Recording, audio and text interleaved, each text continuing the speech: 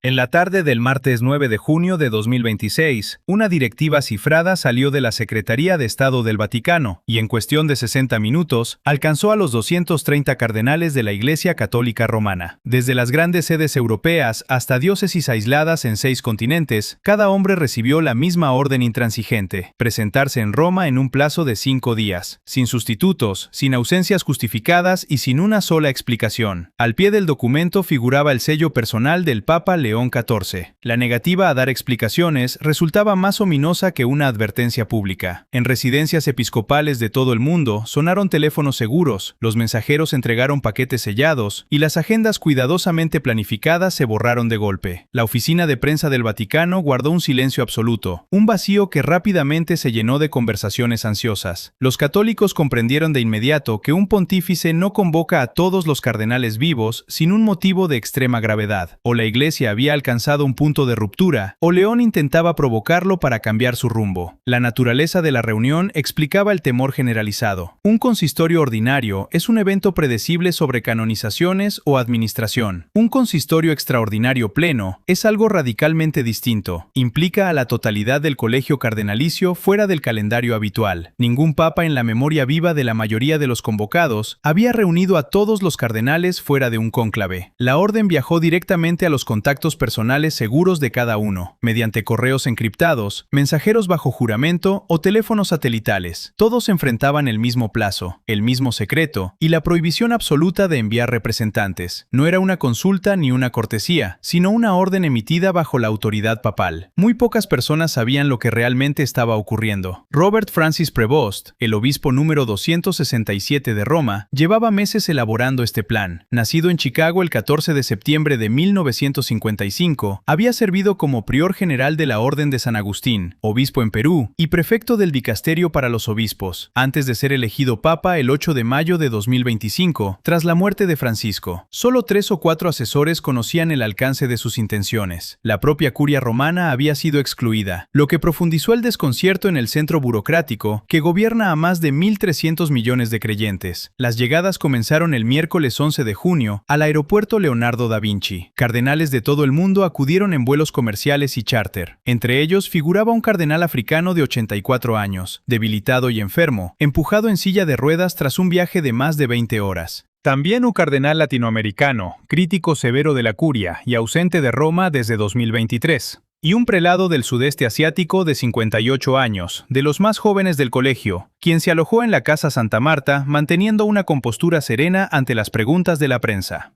El viernes 12 de junio por la mañana, los cardenales fueron conducidos al aula Pablo VI, el inmenso auditorio diseñado por Pierluigi Nervi para miles de personas. En las puertas, la Guardia Suiza confiscó teléfonos, tabletas y grabadoras en un control comparado por varios asistentes con el acceso a una instalación militar. Sin carpetas de información ni agenda previa, los cardenales ocuparon un recinto con capacidad para 12.000 personas, donde menos de 250 hombres se veían diminutos e aislados. A las 9 en punto de la mañana, las puertas se cerraron. León XIV ingresó sin procesión, sin música y vistiendo una sotana blanca sencilla. Sin papeles en la mano, comenzó un discurso de 45 minutos con voz firme y pausada. Diagnosticó que las estructuras institucionales del Vaticano, concebidas para una iglesia europea, ya no correspondían a una fe cuyo centro de gravedad se desplaza hacia África y Asia. Denunció la falta de transparencia financiera real y anunció reformas radicales: descentralización pastoral hacia las conferencias episcopales regionales, fusión y eliminación de dicasterios curiales y auditorías externas independientes. Luego planteó las medidas más disruptivas: elevar la edad de voto en el cónclave de 80 a 85 años y la restauración de cardenales laicos, incluyendo explícitamente a mujeres en funciones consultivas de gobierno. Las reacciones dividieron el aula de inmediato. Cardenales jóvenes del sur global aplaudieron con entusiasmo, mientras veteranos prelados curiales europeos permanecieron inmóviles y en absoluto silencio. Ante el bullicio de murmullos y objeciones que comenzaba a propagarse, el Papa levantó una sola mano. De inmediato, el silencio fue total. León XIV miró al auditorio y pronunció las palabras decisivas. No los había convocado para pedirles permiso, sino para comunicarles cara a cara una decisión ya tomada antes de hacerla pública. Al salir al sol romano, la tensión acumulada detonó en los pasillos de la ciudad. Un grupo de entre 15 y 20 cardenales conservadores solicitó formalmente una audiencia privada para frenar las reformas. La respuesta del pontífice no se hizo esperar, pero impuso una condición implacable que alteraría por completo la estrategia de sus opositores. No recibiría a una facción unificada, sino a cada cardenal a solas, uno por uno, en su despacho. Durante las siguientes 36 horas, a lo largo del viernes por la tarde y todo el sábado 13 de junio, el Papa León XIV recibió a 12 de los cardenales que habían solicitado la audiencia. Cada encuentro duró entre 15 y 25 minutos dentro del Palacio Apostólico. El pontífice escuchó con paciencia y atención, pero se mantuvo inamovible. León XIV había considerado cada objeción antes de que fuera formulada. Conocía de memoria la lógica de la resistencia institucional y la forma en que los sistemas burocráticos utilizan la dilación para neutralizar los cambios. Un cardenal ingresó a su despacho con una lista detallada de objeciones canónicas y teológicas. Tras hablar durante varios minutos sin ser interrumpido, el Papa le respondió punto por punto de memoria, citando precedentes históricos precisos, documentos oficiales y pasajes específicos de la doctrina de la Iglesia. El prelado abandonó la estancia visiblemente conmocionado, habiendo entrado para debatir y saliendo como quien acaba de recibir una lección magistral. Durante día y medio, el hermetismo fue absoluto. 230 cardenales, junto a sus secretarios y el personal del Vaticano, guardaron un silencio riguroso. Sin embargo, la brecha en la confidencialidad no provino de un alto funcionario de la curia, sino de una llamada telefónica la noche del sábado 13 de junio. Tras recibir un resumen de su cardenal, un secretario subordinado de una diócesis europea mencionó casualmente las palabras reformas estructurales. Alguien escuchó la frase y la filtró a un periodista. Simultáneamente, miembros de la comitiva de un cardenal africano comentaron las posibles modificaciones al colegio cardenalicio en un restaurante de Roma. Un camarero angloparlante captó la trascendencia de la conversación y contactó a un agente de noticias. Para el domingo por la mañana, las agencias internacionales publicaban los primeros informes sobre el consistorio. Las publicaciones católicas progresistas reaccionaron con un optimismo moderado, mientras los medios tradicionalistas publicaron editoriales de profunda alarma. Ante la presión mediática, la Oficina de Prensa del Vaticano emitió un comunicado extremadamente austero. Confirmó la realización del consistorio extraordinario sobre el gobierno de la Iglesia y anunció que se emitiría un comunicado oficial en el momento oportuno, sin precisar fechas ni confirmar las propuestas circulantes. El debate se trasladó a las facultades de teología y a los centros de derecho canónico, donde especialistas discutían la viabilidad legal de restaurar cardenales laicos basándose en la praxis previa al Código de Derecho Canónico de 1917.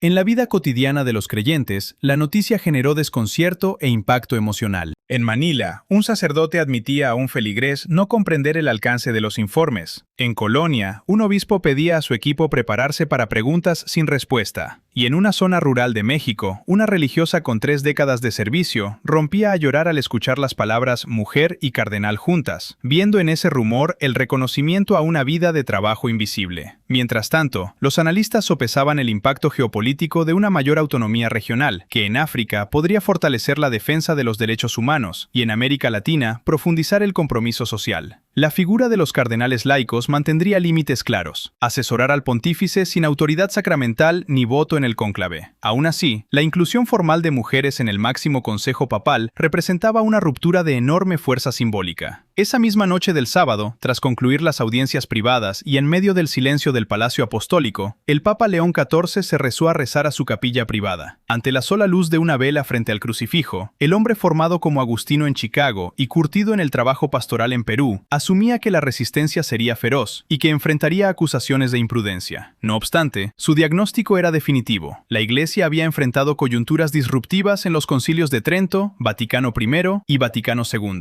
Reformar podía generar confusión, pero rechazar la transformación conducía a la erosión lenta de la credibilidad y la misión pastoral. La decisión estaba tomada. La estructura que no sirviera al Evangelio sería modificada o quebrada, pues mientras ocupara la cátedra de San Pedro, el temor no gobernaría a la Iglesia. Las ondas de choque provocadas por las filtraciones del aula Pablo VI se extendieron rápidamente desde los pasillos de Roma hacia la red global de la Iglesia. Las estructuras tradicionales del Vaticano, acostumbradas a absorber, desacelerar o diluir los intentos de cambio mediante comisiones burocráticas y redacciones ambiguas, se encontraron de pronto paralizadas ante un método que eludía todos sus mecanismos de control. No había un documento de trabajo sujeto a enmiendas, ni un proceso de consulta de varios años, donde las facciones pudieran negociar cada palabra. En los salones de los dicasterios y en las residencias episcopales de la capital romana, altos prelados de la curia y analistas de viejo cuño intentaban interpretar el alcance exacto de la sacudida. Los sectores más conservadores consideraban que la propuesta de otorgar autonomía pastoral a las conferencias episcopales regionales amenazaba la unidad misma del catolicismo, mientras que la inclusión de laicos y mujeres en el colegio cardenalicio representaba para muchos una quiebra inadmisible con la praxis histórica de la institución. Frente al avance inminente de las medidas, las líneas de resistencia comenzaron a consolidarse en la sombra. Aquellos funcionarios curiales que durante décadas habían gestionado el poder centralizado veían cómo sus propias oficinas corrían el riesgo de ser fusionadas o eliminadas de forma definitiva.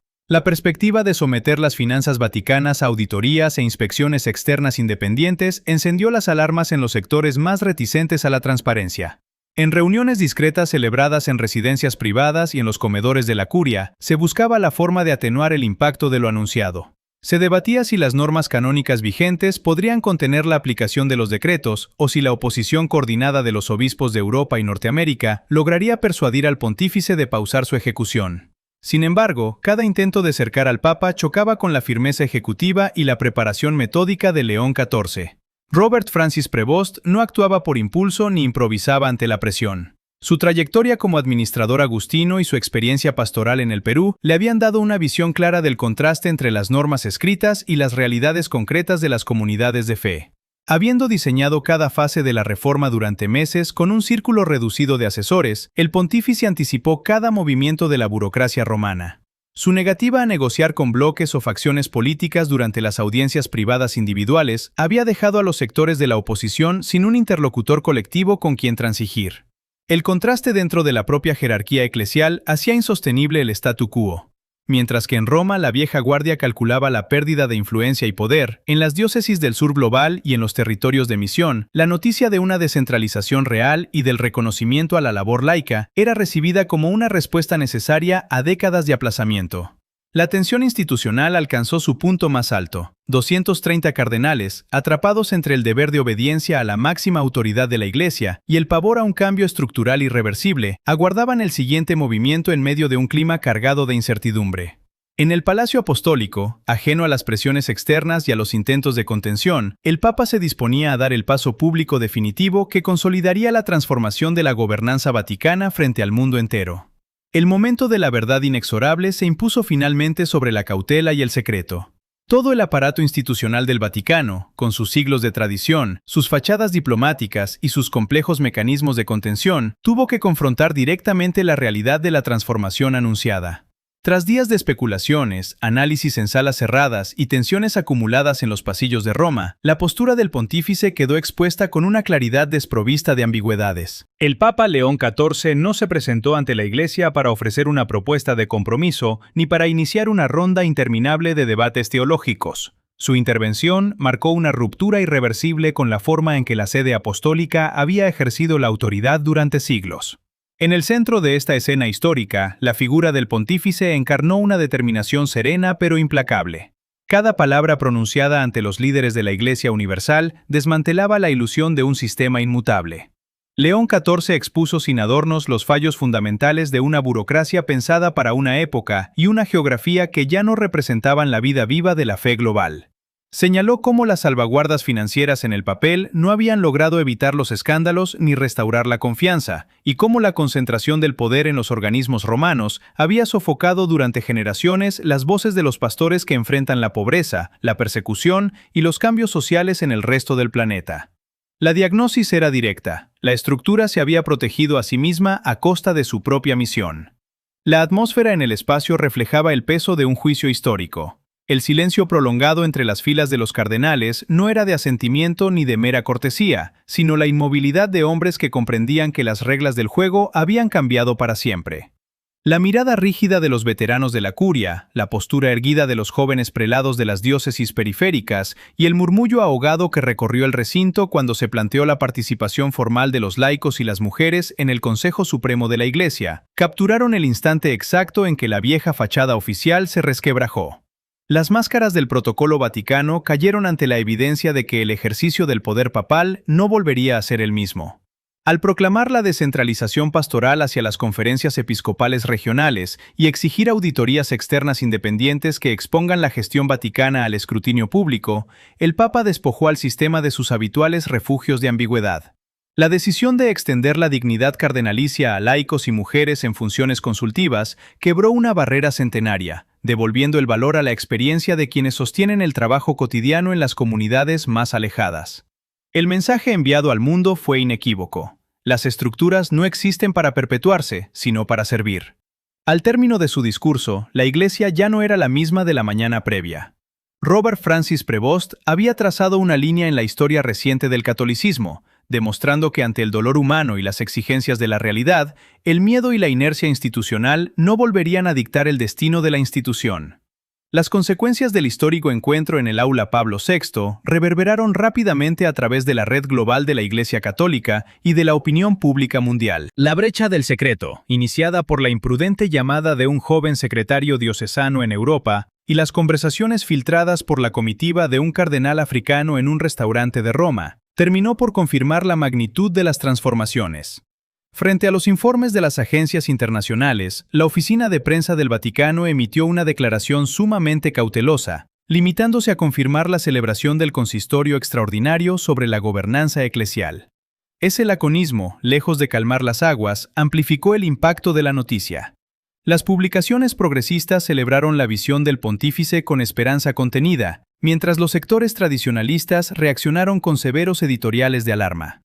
En los centros académicos y facultades teológicas, expertos en derecho canónico iniciaron intensos debates sobre la viabilidad legal de restituir el cardenalato laico, analizando los antecedentes históricos previos al Código de 1917. A nivel territorial, los efectos prácticos de las reformas propuestas comenzaron a modelar una nueva realidad para las comunidades y personas reales del texto. Para el cardenal africano de 84 años, que había recorrido más de 20 horas en silla de ruedas desde su frágil diócesis central, el mandato inflexible de asistir cobraba un sentido distinto. La promesa de que la autoridad ya no quedaría atrapada en los despachos romanos, sino que respaldaría directamente a los pastores que viven en las fronteras de la pobreza y la persecución. Para el prelado latinoamericano que durante años denunció desde el aislamiento la lentitud de la burocracia vaticana, el regreso a Roma bajo la obediencia papal significó el reconocimiento de que la voz de los pueblos en desarrollo finalmente contaba con un espacio decisivo. En una parroquia de Manila, el párroco local encontraba en la autonomía pastoral la vía para responder con mayor celeridad a las necesidades de su gente. Y en la profundidad del México rural, la religiosa que derramó lágrimas al escuchar las palabras mujer y cardenal juntas, veía recompensada una vida entera de entrega invisible y silenciosa. En la esfera geopolítica, la descentralización prometía potenciar la voz de la Iglesia en África en materia de derechos humanos, dinamizar el diálogo interreligioso en Asia y fortalecer las causas de justicia social en América Latina. La inclusión de laicos y mujeres en funciones consultivas de la alta gobernanza, aunque acotada y libre de autoridad sacramental o voto conclavista, redefinió la diplomacia y el equilibrio interno del colegio cardenalicio. Al caer la noche sobre la ciudad eterna, tras el cierre de las audiencias privadas y el cese de las discusiones en los pasillos, la calma volvió al Palacio Apostólico. En la pequeña capilla privada, a la sola luz de una vela encendida a los pies del crucifijo, León XIV se hincó en oración. Robert Francis Prevost, el agustino de Chicago modelado por el servicio episcopal en Perú y la gestión administrativa en la curia, comprendía perfectamente el precio de su determinación. Sabía que la resistencia institucional continuaría y que no faltarían acusaciones de precipitación. Sin embargo, su convicción permanecía intacta. La Iglesia había sobrevivido a las sacudidas históricas de Trent y de los concilios vaticanos porque entendió que el inmovilismo es la forma más segura de la erosión espiritual. Al elegir la acción directa sobre la cautela burocrática, León XIV dejó sentado que mientras él ocupase la cátedra de San Pedro, el miedo no dictaría las decisiones de la fe. Las estructuras vaticanas cambiarían o se romperían, pero la misión volvería a situar en el centro la verdad, la rendición de cuentas y la dignidad del dolor humano.